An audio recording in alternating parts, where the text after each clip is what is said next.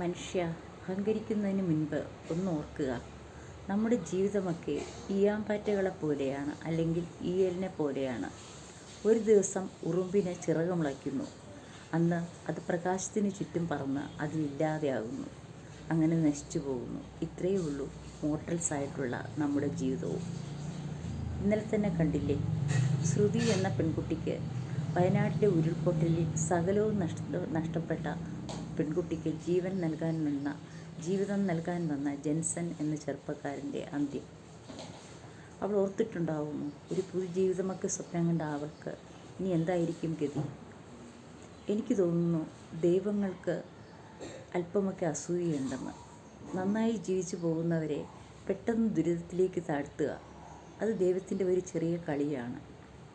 അതുകൊണ്ട് തന്നെ എല്ലാ അഹങ്കാരവും നിർത്തി സ്വയം താഴ്ന്നവനായി മറ്റുള്ളവർക്ക് വേണ്ടത്ര ഹെൽപ്പ് ചെയ്ത് ഈ ഭൂമിയിൽ ജീവിക്കുക.